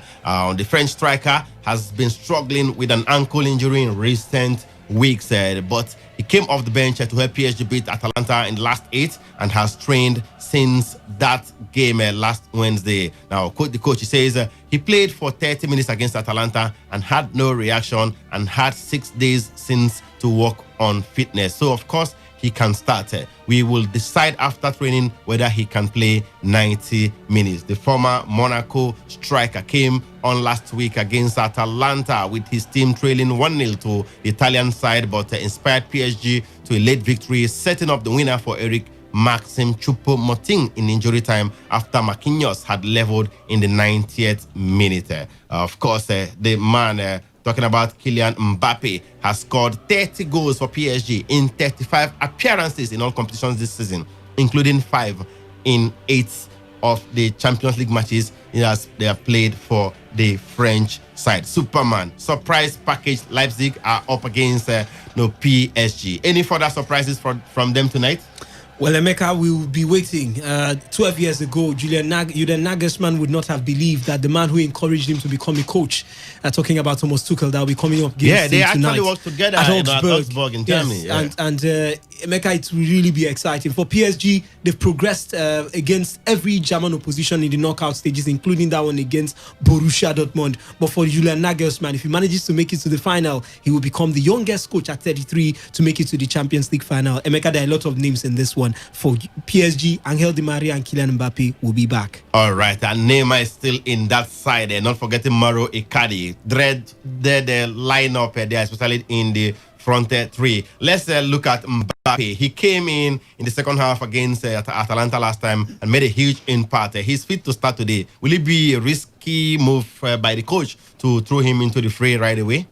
Emeka, it depends on his strategy. I think if Mbappe worked well coming in later on, maybe the second half, if he manages to throw in these players almost immediately, I think they might burn out before the latter stages of that game. I think RB Leipzig will come out firing, and you might just need to contain them within 60 minutes. Then bring in one man who has some fire to get the job done. But Neymar and Mbappe starting together, if it works for them, fine. But it will be a good thing. It's actually a good thing that Mbappe is back and Angel Di Maria is also back for the team. All right. For PSG, Superman, is this now or never? Is it now or never for them to win the Champions League? Knowing fully well that Neymar and Mbappe might not even be in this side come next year. Of course, for the PSG side, they are playing in their first semi-final since 1995. Emeka, it's now or never. just like I told, I'm sure you never heard me, Pep Guardiola, if you don't do it now, you can't do it again. This is a clean route to the final. There is no team. But that's the Bayern Munich. In terms of that's the Lyon. Emeka, maybe to the final first. Then maybe winning it, we'll talk about Bayern. All right. But this is a clean route to make it to the final, and set another record. We have not tasted the final, and we've not, just like this one now since 1980 something. They really need to take advantage of this opportunity. RB Leipzig, they've shocked everybody. Yes, Timo Werner left the team, but Nagelsmann has made us understand that he can actually work without the man. They would need to step up. PSG would need to just. This is a clean opportunity to get to the final. All right. For RB Leipzig, they were quite impressive against Atletico Madrid last time. Hopefully, they will bring their A game to the table and give us a classic later tonight against Paris Saint-Germain. Superman, quickly, your prediction for tonight's encounter. On penalties, PSG goes through. PSG to go through to the final, of course, on penalties, according to Wisdom Obina. What do you guys think of that first semi-final tonight between Paris Saint-Germain and, of course, the surprise package from Germany, RB Leipzig, with the youngest coach in the competition, Julian Nagelsmann? How do you see that one eventually ending? Feel free to 951. Don't forget, the second semi-final comes up tomorrow between Bayern Munich and Lyon. Yet another surprise team, which is most likely to happen. An all-French final or an all-German final? Leipzig to trash out PSG, but Lyon, Bayern, I've always picked Bayern, and I think Bayern will still do it. All right, let's go to the phone. Let's have a caller. Hello. Hey, Mika. Good afternoon to you, Lawson. There will be no finals for Leipzig. Forget it. I think this is as far as it goes. Okay. But stranger things than that have happened in football. Yes, I know, but I don't think PSG will be that stupid to throw it away. This is an opportunity to get to the final. No, I don't think they will. So this is as far as it goes. Thank you so much, Lawson. Let's leave it there for want of time. Hello. Hello, Emeka. Good afternoon. Good afternoon to you. Today's Sports Live. Tell us your name and your location. My name is Vincent, coming from Uibo. Let's hear you, bro. Yeah. Emeka, I don't know why you are shying away from being called a veteran. I'm not a veteran. I'm still a learner. It's not my age. He will not agree. Don't worry. Just go. Yes. Go ahead with your thoughts there. Yes. I don't know why they are still dragging this issue about third place, second place between Rivers and Enyimba. LMC have given their verdict. It's just like an English FA. When they give the verdict, nobody contests it. But you have right to challenge it. After all, UEFA banned Manchester City from the Champions League. They took it to CAS. They took it to CAS. So they can do that if they have the money. Well, my opinion for Rivers United is just to reinvest that money back to the team. All right. Thank you so much. Let's leave it there. Sorry for not letting you go at this point. We have other messages to read from the platform. Hello. Good afternoon. Okay, go ahead. Good afternoon, Emeka, Den and Wisdom Obina. PSG will beat RB Leipzig today in the UCL. Sadebe texting from Port Harcourt. Hello, guys. I love you all. Is UD engineer? Please tell Rivers United to leave this case and move on. Thanks. Good day, Emeka. I think going to CAS is a complete waste of time, money, and energy. So Rivers United should just accept their fate and start early to prepare for the challenge ahead instead of crying foul here and there when nobody is ready to look at them. Blessing Israel from Okrika. Lastly, good afternoon, sports presenters. Please, Mikel Obi is a legend to both Nigeria and for each of the club side he has played for. So I think it's a good move to a regular playing time at Stoke City. I also felicitate with Victor Moses for the semi-final for Inter Milan, and I tipped them to win the Europa League. For today's semi-final, I tipped RB Leipzig over PSG. Score 3-2. Finally, please an update of Chelsea transfer. No time for that. Nothing yet. Hello. Good afternoon. Good afternoon to you. Today's Sports Live.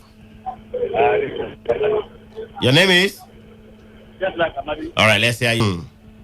At some point, both of them had 6 outstanding matches, but Rangers crashed out early and they had to play their remaining outstanding matches while Imbabu was still on the continent. Is that all from you? Thank you so much. Let's go to another caller. Hello. German final. All German final. RB Leipzig versus Bayern Munich. Okay, we'll wait and see how that one pans out. Selewes thinks it to be an all German final. One last call.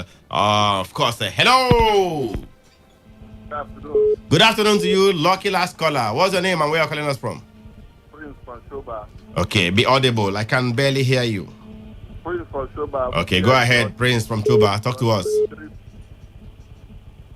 3-2 PSG.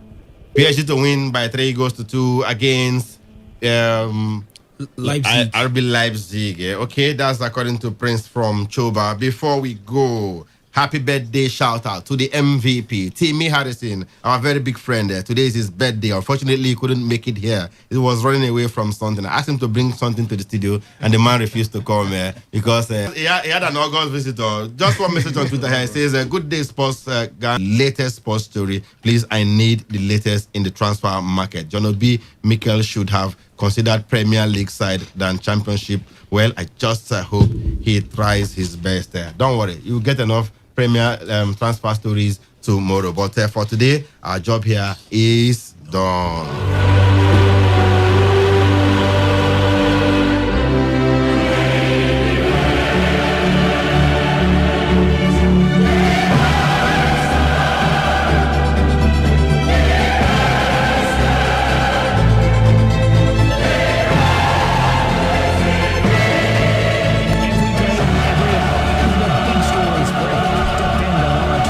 News team to bring you the latest. Today, 95.1 FM.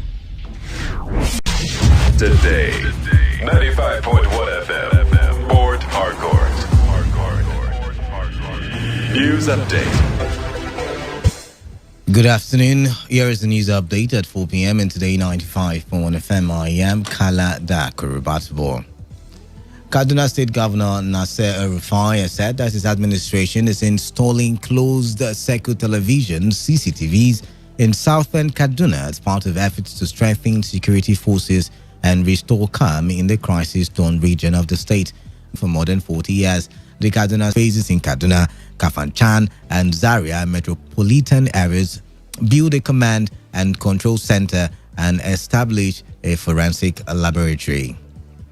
Also, the military stated that in continuation of Operation Sahel Sanity Offensive to wipe out armed bandits from northwest, troops deployed at Forward Operation Base Sabon Berni LGA of Sokoto State after a painstaking undercover operation successfully smashed a notorious illegal arms smuggling syndicate.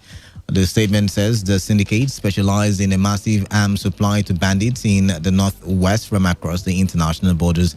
And consequently, the trio of Adamu Al-Hassan, Salisu Adamu, and Abdullahi Sani were intercepted by 47 rifle magazines and over 2,000 rounds of special ammunition deceptively concealed in various parts of their vehicle.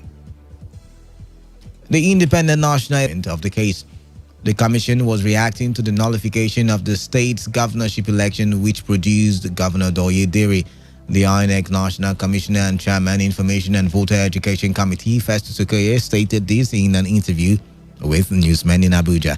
Okoye recalled that the Advanced Nigeria Democratic Party, ANDP, was one of the political parties that signified its intention to contest the November 16, 2019 Bayelsa governorship election, adding that the party conducted party primaries and submitted the name of one of Bayelsa State, and we drew the attention of opposition. Now, the party itself, on the 21st of September, replied the letter written to them by the Independent National Electoral Commission, and the commission wrote back and said, no, the candidate name you submitted was invalid from the ab initio, and the period for nomination had already closed, and therefore you cannot replace an invalid candidate with another candidate. The issue is the validity of the nomination.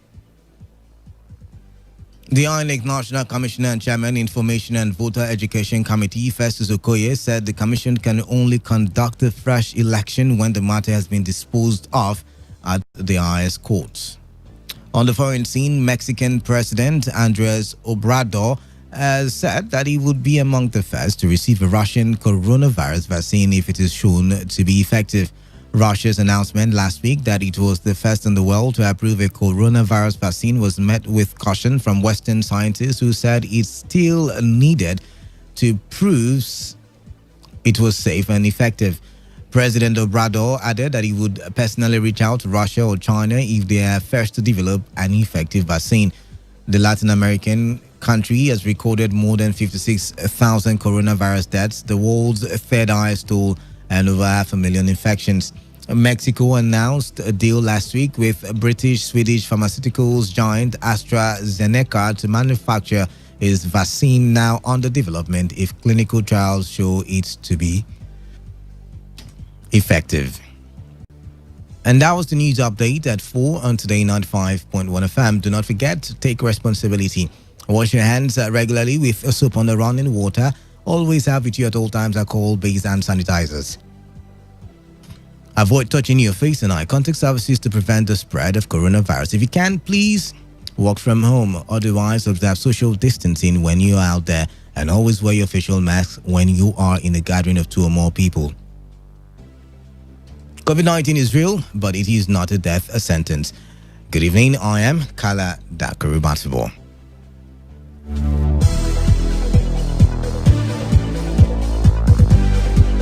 Today's news, today's entertainment, today's sports, today's issues. Today on Today 95.1 FM, Port Harcourt. Talk radio. I listen to a lot of talk radio. 95.1 FM.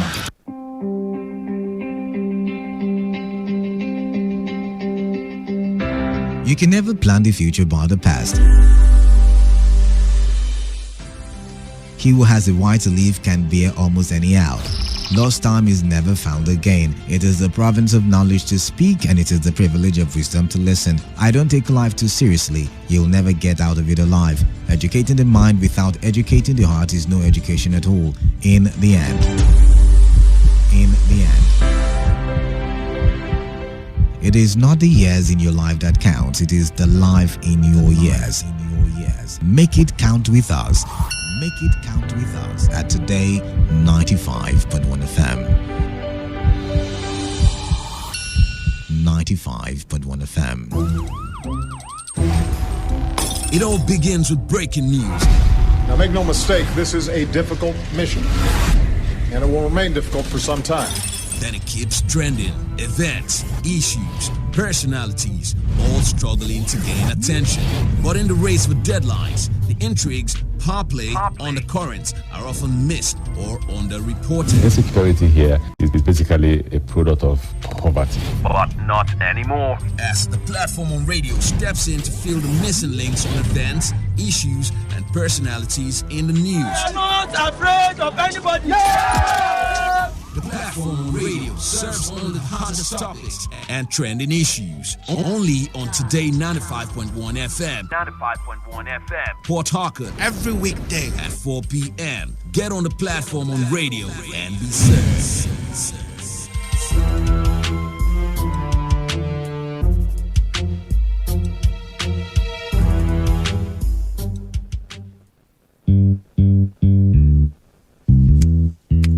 All stands, greet. Good morning, sir. Good morning. You're welcome to Jagbajantis High School. My name is Sound Sultan, your new mathematics teacher. By the way, do you understand Pidgin English? Yes, sir. Okay, now what we go use henceforth? Okay, carry your paper. Them for my class. People of this world, them plenty. The sins of this people, many. So many. Many times plenty, multiplier. Many times plenty, multiplier. Multiply the answer you get now waiting, they make poor man they cry. The answer you get now waiting, they make rich man they mess and leaders they lie. The answer you get now waiting, they make young boys and girls join party gang. Answer you get now waiting, they make innocent man rot inside the jail. Get it, and then agree to grant a bill. Get it, oh. Everybody, oh yeah, we'll join Jamba-Jantis, make we solve mathematics. We did our continent, so you both say about mass, we go use take solve mathematics. So follow Jamba-Jantis. So ya carry by be for brotherhood. Love your neighbor as yourself, oh, for objectivity. Be objective, Be for democracy. No matter how bad it is, never military. M for modification of our behavior, let's stand to the side. Hey, accountability. If you've been a job money, I beg you take them easy. S for solidarity. Now every time we buy it, oh my share. We enter new millennium. Nigerians like 120 million. One population of 6 billion. 6 billion. Divide that one by 120 million all together. Oh yeah. All together. The answer you get now waiting they make people they jar. Come on for Niger. Answer you get now waiting they make people want travel. By hook or by crook. The answer you get now waiting they make people they sleep for embassy for visa. Answer you get now waiting they make people they sell the property for ticket. Get it, get it. Then the travel see. Get it, get it. Oh, hey. Everybody, oh yeah. Join Jabberjatties, solve mathematics. We need our continent. So, oh, you both say, la partners, we go use take solve mathematics. So follow Jabberjatties. So ya carry by be for brotherhood. Love your neighbor as yourself. Oh, for objectivity. Be objective, gentlemen, ladies. Be for democracy. No matter how high it is, better military. M for modification of our behaviors onto the stereo. A, accountability. If you've been a job money, I beg you take them easy. S for solidarity. United we stand and divided. Oh, my share.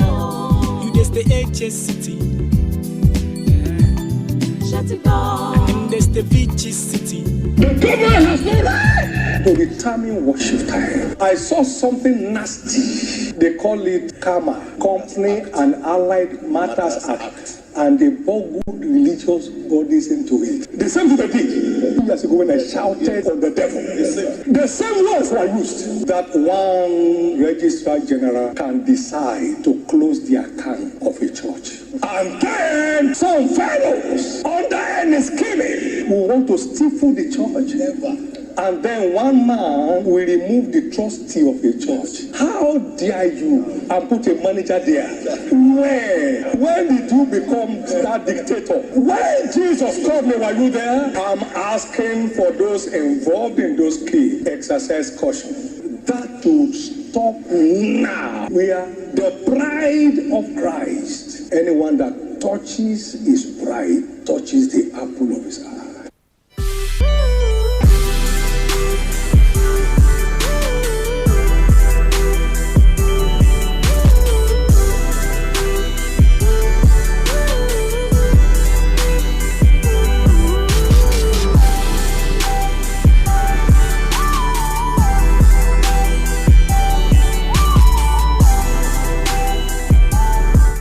There you had the voice of Pastor David Oyedepo rejecting a proposed law. We talked about it yesterday on the afternoon show. The Kama, company allied. Okay, I need to get back to that. I can't remember the name now, but I will tell you. But Kama is the acronym.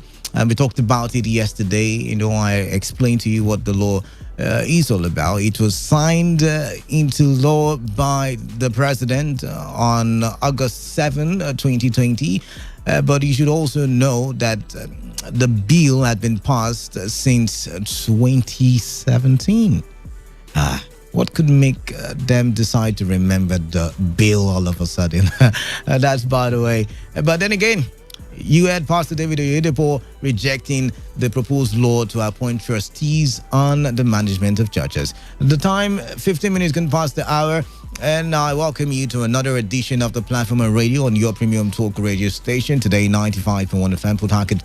I am Kalada, and my job right now is to anchor the Platform on Radio, which is that radio program where we look at trending issues on our news portal, and we'll listen to correspondent reports on the trending issues, how the events are happening and why the events are happening. And of course, they also talk to the people in those areas and see what they think about the events that are occurring.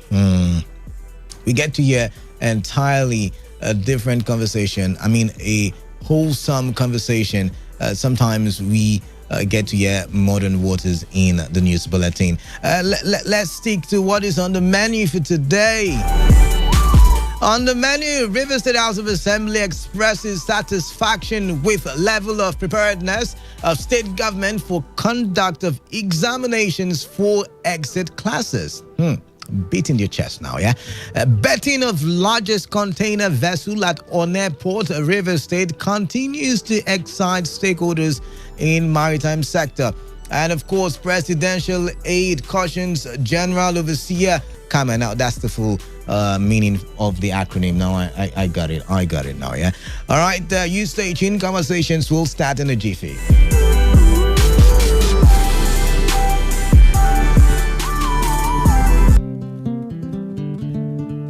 iPrep in action on Today FM. This program is designed to educate the people and give detailed progress reports on the Ogoni Cleanup project. On the cleanup exercise. We shall be presented cleanup exercise. Tune in every Friday from 4 p.m. to 5 p.m. to get all the information about the Ogoni Cleanup project. iPrep, remediating the environment and restoring livelihoods.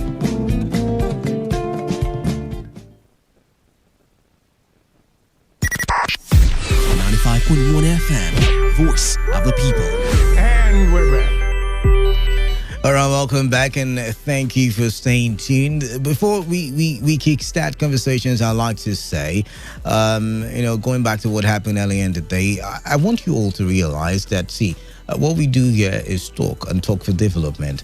I'm not a politician. I don't play politics. I don't take sides.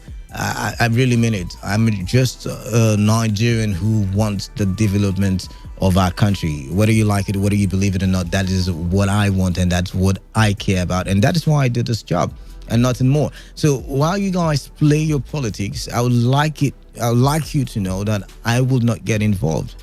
I will not get involved. I would appreciate it if you understand that this is a conversation for development, and you should be civil as much as you can. And I will also try to be professional as much as I can, because there is no action or there's no reaction without an action. And that being said, I apologize for being angry on the show earlier on today's hustle, but that's by the way. Let's start conversations now. The River State House of Assembly has expressed satisfaction with the level of the River State House of Assembly, therefore appeal to parents and guardians to play their part by ensuring the virus from student to the other.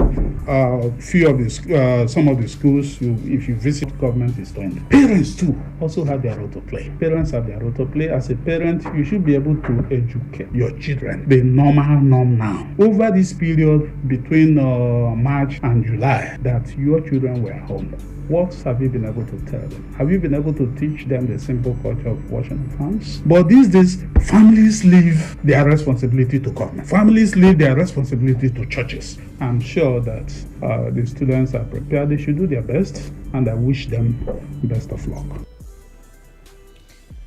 The state government has shown its level of preparedness for the conduct of examination for exit classes by putting in place the necessary materials in line with the COVID-19 protocols.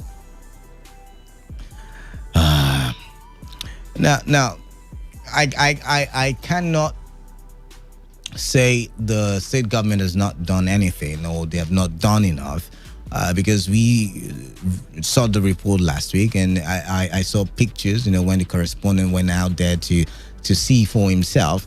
I saw the pictures of, certain tools, COVID-19 prevention tools that were given to various principals of various schools for the various examinations that is currently ongoing.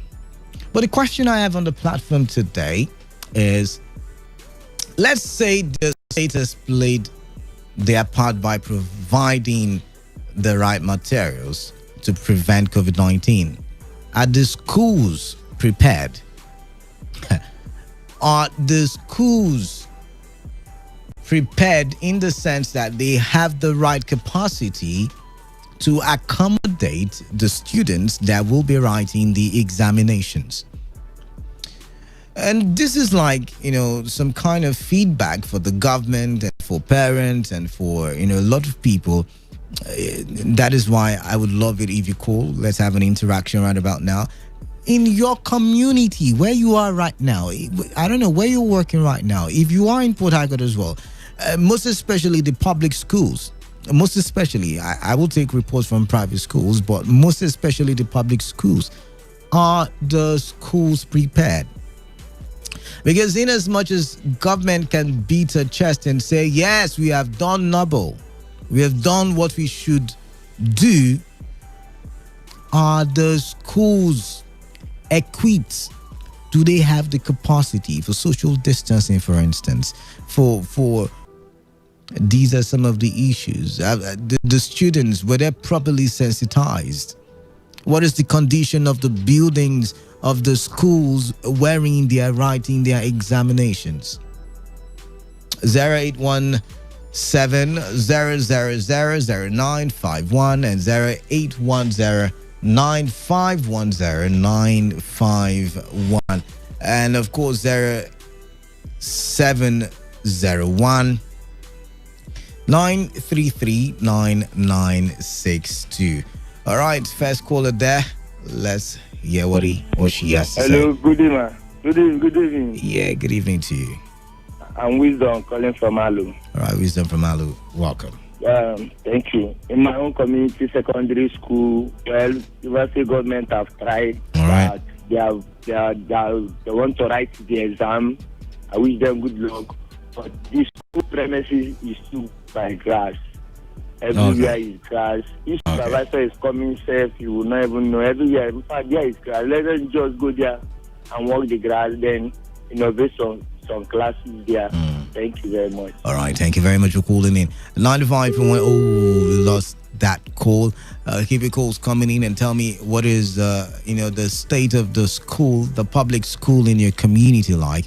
Does it have the capacity for the exams that are currently ongoing? I mean, the state government says they are prepared. I mean, they just got the backing of the legislative arm of government. But do you think the schools are in the right capacity? I lost that one as well. Do call us back. 0817 0000951 and 0810-9510951. We're talking about social distancing. We're talking about, a proper boots where people can wash their hands and, sanitize. Hello, good afternoon. Yeah, good afternoon to you. Cody on the line from Port Harcourt. Cody, welcome. Canada, any honest mind and observer will tell you there is problem. Keeping children apart, separating them. To cover to use their face mask.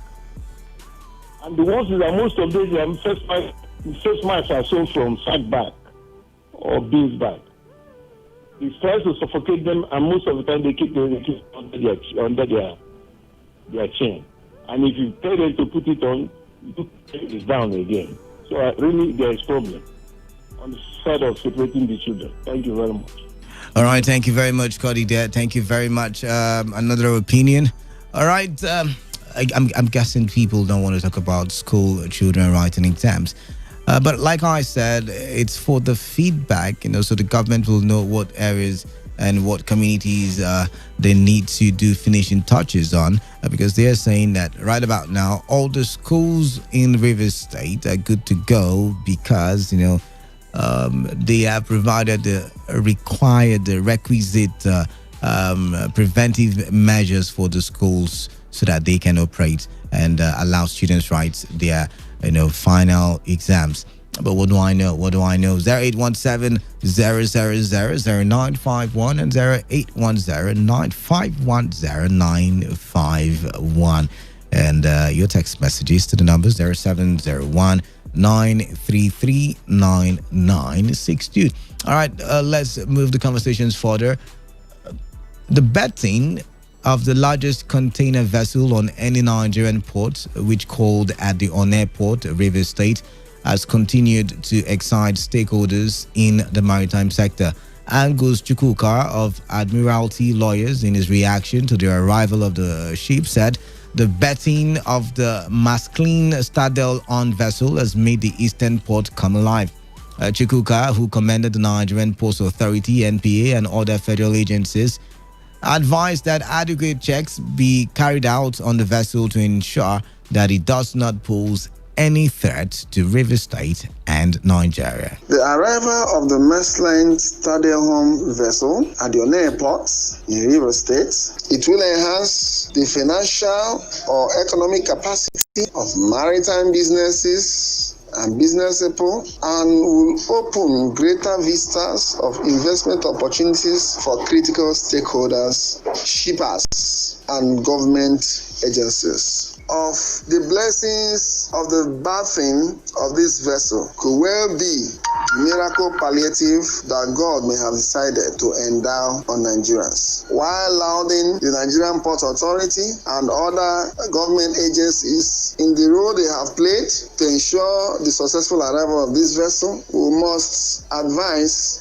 that the government must still not lose its guard in ensuring that proper and adequate checks are carried out in respect. Does this mean more